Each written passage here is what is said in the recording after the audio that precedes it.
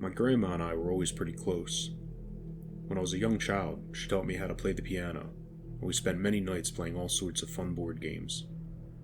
She had a kind, loving heart, but she was stubborn to the core. She was stronger than anyone. I'd lost contact with her after I left for college a few states away. She called a few times, and we chatted the day away, so I was shocked to hear only a few months later that she had become very sick. Her calls when she was sick had taken a strange turn. She was frantic and breathing heavily. She started saying things were following her, and that she was frightened. I tried to calm her down, but eventually my mom got concerned and went to go live with her. The calls stopped after that. Exactly a week ago, my mother texted, asking me to look after Grandma. She had to go on an urgent business trip and couldn't leave Grandma with a stranger. I obliged and took the bus over. I had a few weeks off anyway, and I did miss the stubborn lady. I arrived at the house on Monday. My mom had left a few hours earlier. When I opened the door with the luggage in my hand, I felt an overwhelming sadness. The house I remembered so clearly was just an echo of what it used to be. It was filthy and clearly had not been maintained like it used to. My mother had left a note on the fridge with everything I needed to do. Strangely, there was very little on the list. Besides all the basics like feeding, pills, dressing, bathing, there was one that stood out to me the most. At the bottom, underlined 3 times, stood, "Don't get too close." My first thought was that it was some kind of joke. But then again, my mother wasn't the joke type. How was I supposed to do all my tasks without getting too close? It seemed impossible. I pondered to myself, thinking my mother had a strange sense of humor after all, and I wrote it off. I wish I hadn't. Seeing her in the flesh was a strange sight. She laid in her armchair all day in front of the TV. Her eyes were almost see-through with glassiness. Her mouth pressed tightly, and her breathing was shallow and hoarse.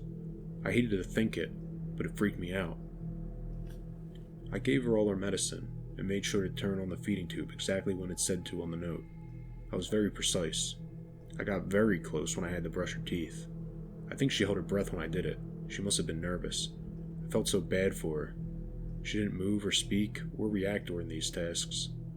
She just stared blankly at the screen. I had to almost pry her mouth open.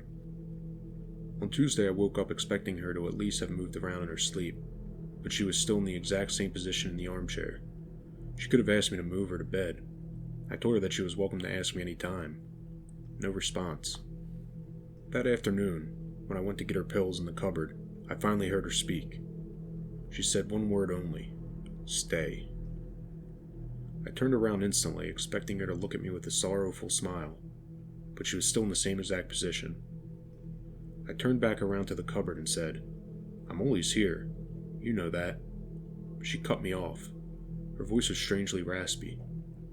"Come closer." She was still staring at the screen with a blank gaze.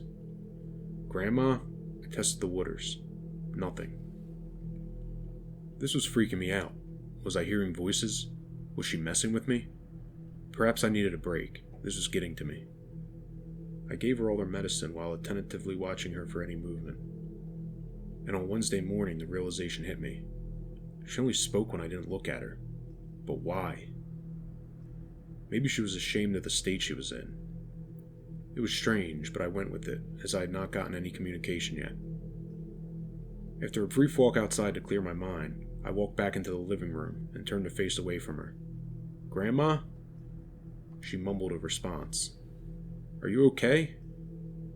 You haven't said much since I got here. I'm always here for you." "Closer." Why did she want me so close? I hesitantly reverse walked to her side. "Closer." That didn't sound like her. "Closer." In fact, that sounded like someone else.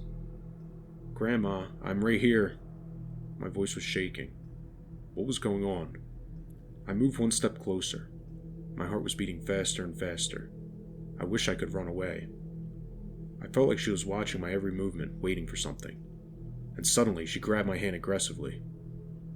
I immediately spun around, but she let go in a split second. There she was, in her chair, exactly the same. I heard breathing with a hoarse, shortened air. I got so scared in that house I couldn't sleep that night. I I felt like I was being watched, and frankly, I was worried for my grandma. She was acting very odd. I shuddered to think of it, but it felt like that hand belonged to someone else. Plus, the house reeked. I was scared rats had died underneath the floorboards where Grandma slept. So I panicked and called my friend Amy, who's a nurse, to drive over. Amy was very kind to come over in the dead of night. She started talking about how it was normal to be a bit freaked out in this situation, but she stopped dead in her tracks when she walked around my grandma. She inspected her carefully and with worry in her eyes. Well, will she be alright? I think she was a bit confused earlier. Gemma, she said. She's been dead for days now, maybe even a week. I'm so sorry. The shock didn't set in until after about a minute when she said it. How was this possible? Christ, how did I not realize this? It broke me. I realized soon after, my mother had warned me not to get too close to her. No, not as some hard joke.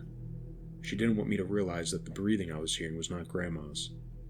That leaves me with one question today. Who the hell was I talking to?